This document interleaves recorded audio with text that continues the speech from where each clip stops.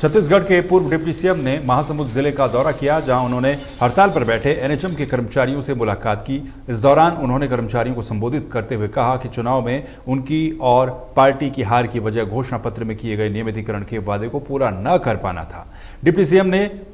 पूर्व deputy CM ने स्वीकार किया कि इस वादे को पूरा न कर उन्हें विधानसभा चुनाव में हार का सामना करना पड़ा। कर्मचारी संघ के सभी पदाधिकारी,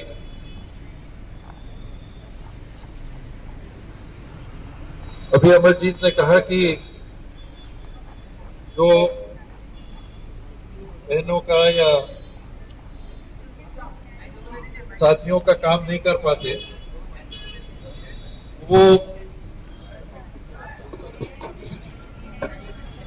चुनाव में हार भी जाते हैं। हम लोग भी हारे और मेरा ये मानना है कि मेरे खुद के हारने के पीछे, कांग्रेस पार्टी के हारने के पीछे अन्य मुद्दों में एक ये भी बड़ा मुद्दा था कि चुनाव के घोषणा पत्र में हमने जिन बातों को रखा था, नियमितीकरण की बात को रखा था, केवल एनएचएम के साथियों के लिए नहीं, सभी के लिए रखा था, उनको हम नहीं कर पाए। और आज वो परिस्थिति बनी हुई है। आप लोग 10 सूत्री मांगों को लेकर आंदोलन में है। स्वाभाविक है कि सरकार चाहेगी कि यह आंदोलन जल्दी से जल्दी समाप्त हो सके।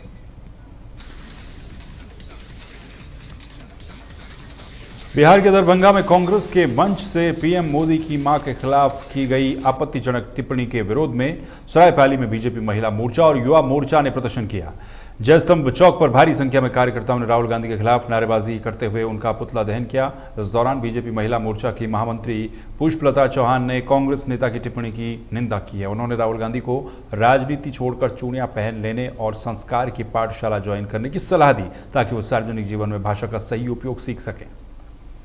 बिहार में जो राहुल गांधी जी के द्वारा और तेजस्वी यादव के द्वारा हमारे देश के प्रधानमंत्री माननीय नरेंद्र मोदी जी की माता जी के ऊपर अभद्र टिप्पणी की गई, उसके विरोध में हम यहाँ राहुल गांधी का पुतला दहन कर रहे हैं और विरोध प्रदर्शन कर रहे हैं। युवा मोर्चा और भारतीय जनता पार्टी युवा मोर्चा, महिला मोर्चा मिलकर यहाँ पे पुतला दहन किए हैं। और माँ का जो अपमान है ये हमारा भारतीय जनता पार्टी बिल्कुल बर्दाश्त नहीं करेगी, क्योंकि माँ सबकी एक होती है और जो इस चीज़ का महत्व ही नहीं जानता, ऐसे ही लोग माँ का अपमान करते हैं। में युवा मोर्चा और महिला मोर्चा के द्वारा राहुल गांधी और तेजस्वी यादव द्वारा जो बिहार में हमारे जो प्रधानमंत्री है नरेंद्र मोदी जी, उनकी माता जी के विरोध में जो अपशब्द कहे गए हैं, उसके लिए आज हम सब यहाँ इकट्ठा हुए हैं और उनके इस बातों का हम घोर निंदा करते हैं और आज हम सब इसीलिए यहाँ पर एकत्रित होकर उनका पुतला दहन कर रहे हैं। आज युवा मोर्चा एवं सभी मोर्चा के तत्वाधान में जयस्तंभ चौक सरायपाली में बिहार में हुए अपशब्दों का, जैसे तेजस्वी यादव और राहुल गांधी ने जो अपशब्द माननीय हमारे नरेंद्र मोदी जी के माता, दिवंगत माता के ऊपर जो अभद्र टिप्पणी इन्होंने कहा, वो बिल्कुल माफ़ी के लायक नहीं है और नारी का अपमान जो हमारा हिंदुस्तान नहीं सहेगा। राजनीति में वाद विवाद होते रहते हैं, किंतु इस तरह के अभद्र टिप्पणियां बिल्कुल बर्दाश्त नहीं की जाएगी। आज भारतीय जनता पार्टी के प्रदेश नेतृत्व के आह्वान पर और खास करके युवा मोर्चा के नवनियुक्त प्रदेश अध्यक्ष के आदेशानुसार सरायपाली विधानसभा के पांचों मंडल के युवा मोर्चा एवं मंडल के पदाधिकारियों द्वारा व्यापक पुतला दहन का कार्यक्रम किया गया, क्योंकि राष्ट्र स्तर के जो वैश्विक नेता हमारे आदरणीय प्रधानमंत्री मोदी जी हैं, उनके बारे में बिहार में राहुल गांधी जी ने अपशब्द अनर्गल बयानबाजी किया है, जो कि काफ़ी निंदनीय है और भारतीय जनता पार्टी इसकी कड़े मध्य प्रदेश कांग्रेस अध्यक्ष जीतू पटवारी ने रतलाम में प्रेस कॉन्फ्रेंस के दौरान बीजेपी पर गंभीर आरोप लगाए। उन्होंने कहा कि पहले उड़ता पंजाब नशे के लिए जाना जाता था और आज उड़ता मध्य प्रदेश बन गया है। अध्यक्ष ने आरोप लगाया है कि बीजेपी के लोग नशा बेचने में लिप्त हैं और उनका हर तरह के नशे से नाता है। उन्होंने दावा किया कि रतलाम आते वक्त उनकी गाड़ी पर हमला किया गया था। उन्होंने कहा कि जब से उन्होंने नशे के खिलाफ आवाज उठाई है, उन पर 7 शहरों में हमले हुए हैं। आगे उन्होंने कहा कि वो नशे के खिलाफ अपना अभियान जारी रखेंगे। रतलाम के जितने हमारे पत्रकार बंधु हैं, उनका और मेरा पारिवारिक रिश्ता है आज से नहीं, पिछले 20 साल। और सारे चेहरे लगभग ऐसे होते हैं कि देखता हूँ ऐसा लगता है कि मेरे अपने। मुझे आप लोगों की आवश्यकता है, आप लोगों की मदद की आवश्यकता है। लोकतंत्र में विपक्ष जब तक ताकत नहीं बता सकता है, जब तक हमारे परिवार के लोकतंत्र का चौथा स्तंभ उसका सहयोग नहीं। मैं आप सबसे प्रार्थना करता हूँ कि मध्य प्रदेश में नशा अधिकतर अकल्पनीय हो गया है। भारतीय जनता पार्टी के लोग नशा बेचने में लिप्त हो, उनका और उनके परिवार का, बीजेपी का और बीजेपी के परिवार वालों का हर नशे से संलग्नता है। वो चाहे शराब की दुकान है, किसी भी शहर की आप देखोगे तो पीछे से पार्टनरशिप बीजेपी के नेताओं की रहती है। चाहे किसी भी तरह का नशा होता है, उसको के पीछे बीजेपी का सरगना होता है। अपने मध्य प्रदेश को हम सबको बचाना है। हमारे युवा पीढ़ी इसमें ग्रसित होती जा रही। नरेंद्र मोदी की रिपोर्ट है, नरेंद्र मोदी की रिपोर्ट है कि नए बच्चे शराब ज्यादा पीते हैं, सबसे ज्यादा खपत नशे की मध्य प्रदेश में हो गई है। उड़ता पंजाब से ज्यादा उड़ता मध्य प्रदेश हो गया। मेरा दायित्व है, विपक्ष की भूमिका मुझे निभाना चाहिए। प्रधानमंत्री नरेंद्र मोदी और उनकी मां पर की गई अभद्र टिप्पणी को लेकर के उज्जैन में बीजेपी और कांग्रेस के कार्यकर्ता आमने सामने आ गए।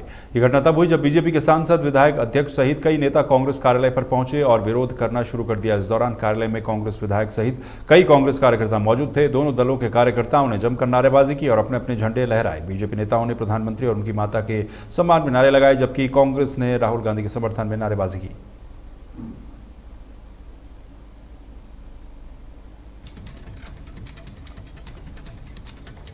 चलिए अगली खबर का रुख कर लेते हैं। अगली खबर छत्तीसगढ़ के महासमुंद जिले से है, जहां पर अपनी 8 सूत्रीय मांगों को लेकर आंगनबाड़ी कार्यकर्ता और सहायिकाएं सड़कों पर उतर आई हैं। लगातार बारिश के बावजूद भी सैकड़ों महिलाओं ने नया रावण भाटा मैदान में प्रदर्शन किया और कलेक्टर कार्यालय का घेराव कर प्रधानमंत्री, राज्यपाल और मुख्यमंत्री के नाम ज्ञापन सौंपा। संयुक्त मंच के बैनर तले उन्होंने सरकार से सम्मानजनक मानदेय और सामाजिक सुरक्षा की मांग की है।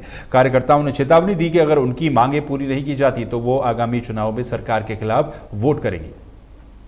मांगों को लेकर के आज 1 सितंबर को हमने नया रावण भाटा दशहरा मैदान में आंदोलन किया है, जिसमें हमारी मुख्य रूप से पहला मांग है सरकारी कर्मचारी का दर्जा हम लोग को दिया जाए और जब तक सरकारी कर्मचारी हमको नहीं बनाते हैं तब तक 26,000 रुपये कार्यकर्ता को दिया जाए और 24,500 रुपये सहायिकाओं को दिया जाए।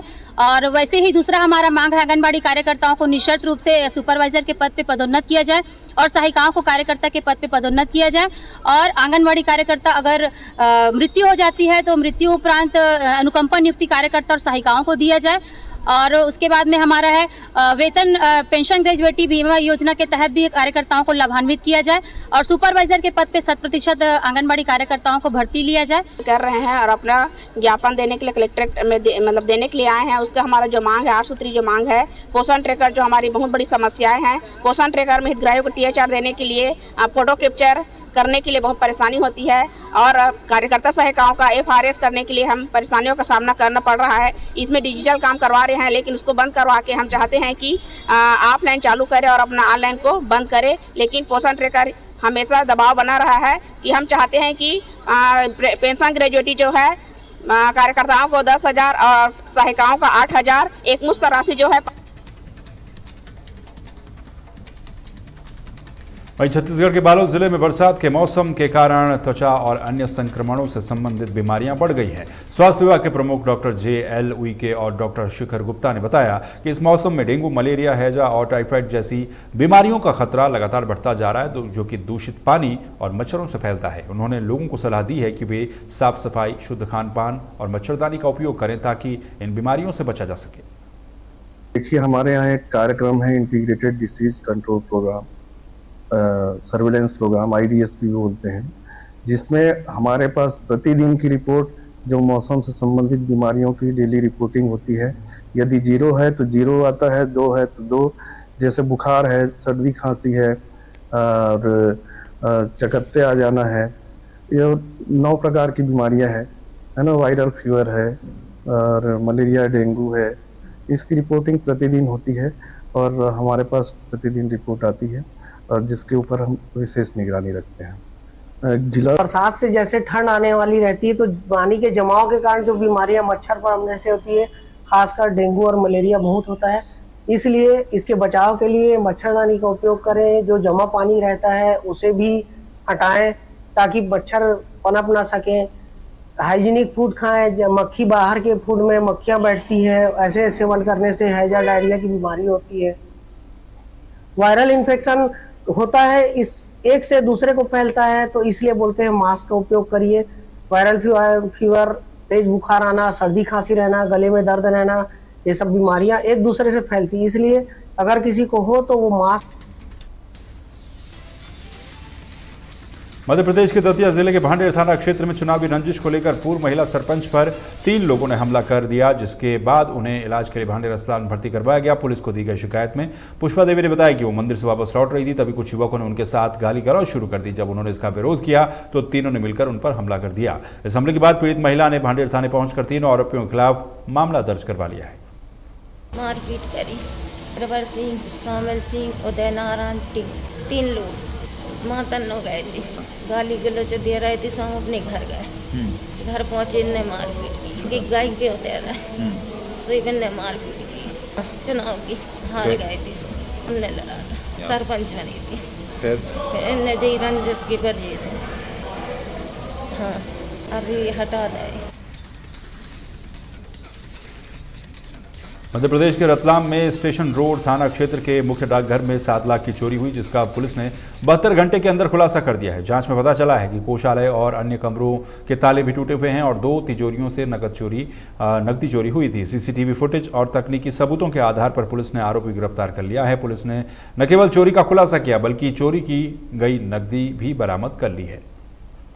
रतलाम पुलिस ने एक काफ़ी अच्छी जो है दस्तयाबी की है। दरमियानी रात 27-28 को 7 लाख की चोरी हुई थी पोस्ट ऑफिस में, और काफ़ी अच्छी इंटेलिजेंस से, ह्यूमन इंटेलिजेंस से, ओपन सोर्स इंटेलिजेंस से, मुखबिरी से, और साथ ही साथ जो बेसिक फॉरेंसिक्स होता है यानी फुटप्रिंट से, साथ ही साथ जिस सब्बल का उपयोग हुआ था उसको यूज करके जियो लोकेट करने में कि हमारे किस एरिया से वो ख़रीदा गया है, उसके साथ साथ सीसीटीवी के इलेबोरेट यूसेज से, यानी 1000 से ज़्यादा कैमरे हमने देखे, और कैमरे देखने के बाद हमने ये टारगेट किया कि ये इसी गांव में है, ना इससे आगे गया है ना इससे पीछे गया है।